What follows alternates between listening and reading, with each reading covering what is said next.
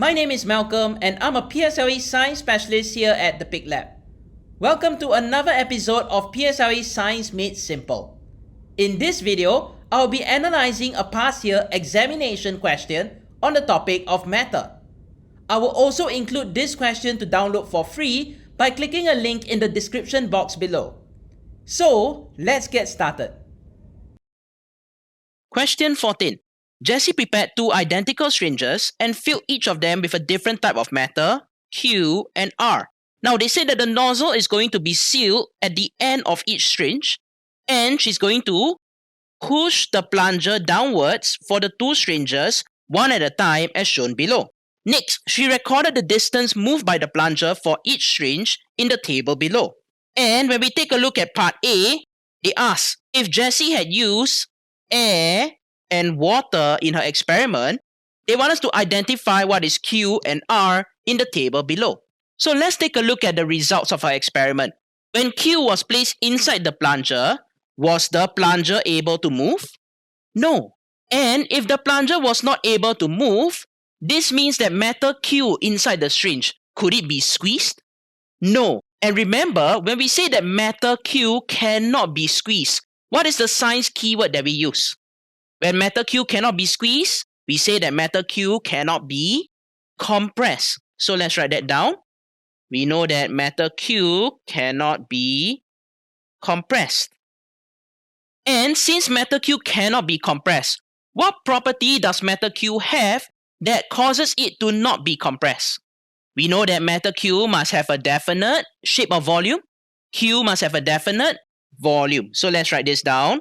We know that Q has a definite volume. And since this is a topic on matter, can you tell me what are the states of matter that have a definite volume? It is only solids, or what other state of matter has a definite volume? It can also be a liquid. Now let's take a look at R. Now when R was placed inside the plunger, was the plunger able to move this time? Yes. So this tells us that R, can it be squeezed? Definitely. And when R can be squeezed, we say that R can be compressed. So let's write this down. We know that R can be compressed. And remember, what is the property of R that allows it to be compressed? It must be because it does not have a definite volume. So we can write this down. It has no definite volume. And remember, which states of matter do not have a definite volume? It is only gases. So we know that R must definitely be a gas. So with this understanding, we are ready to take a look at part A. Now, since we already know from the table, Q must be a solid or a liquid, but R must be a gas. So what should we fill up the table with? Remember, they said that Jessie used air and water in her experiment. Remember, when we talk about air, what is the state of matter?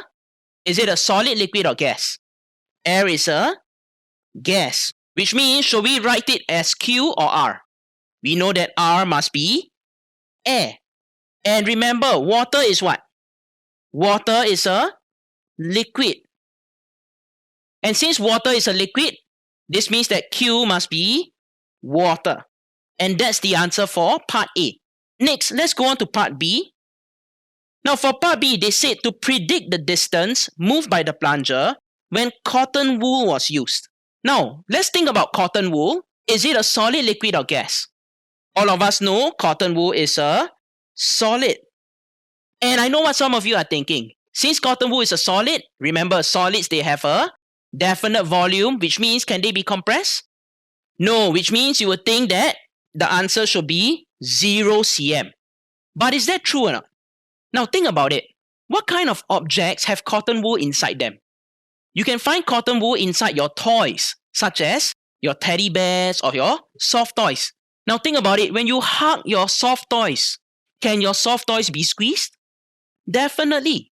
Now, if your soft toys can be squeezed, does it mean that the cotton wool, which is a solid, can be compressed? No, your cotton wool must have something between them that can be compressed. What do you think that something is? Your cotton wool has air spaces between them. So we can write this down. Cotton wool is a special form of solid because It is a solid with air spaces between them. And since there are air spaces, can these air spaces be compressed? Yes. So can I write the answer as 0.6 cm? Think about it. 0.6 cm is the same distance moved by the plunger when the entire plunger was filled with air. But when you have cotton wool with some air spaces inside, do you think there is more air or less air than R? There is going to be less air than R. So let's write this down. We know that there is less air than R. This means that the air, is it going to be compressed more or compressed less than R? It's going to be compressed less than R. And since the cotton wool will be compressed less than R, do you think the distance moved by the plunger, is it going to be more than 0.6 or less than 0.6 cm? It should be less than 0.6 cm but more than 0 cm. So what is an answer between 0 and 0.6 cm? One possible answer can be 0.2 cm. So that's the answer for part B. Now lastly, for part C, they want us to explain your answer for cotton wool. Now, haven't we done this already? Yes, so let's write down the answer together. We know that first of all, there are what in the cotton wool? There are going to be air spaces inside the cotton wool. And since we know air, it does not have, what's the property? Does not have a definite volume. So let's write this down. It does not have a definite volume. And because it doesn't have a definite volume, it can be compressed. So let's write this down. And because it can be compressed, this means the plunger, would it be able to move by a lot or just move slightly? This means the plunger will be able to move slightly. So let's write this down. And that's actually the answer for part C. Thank you for watching. I hope you have enjoyed this video.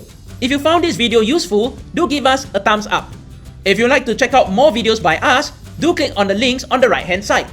Last but not least, don't forget to subscribe to our channel for more interesting videos. Thank you, and I'll see you guys next time.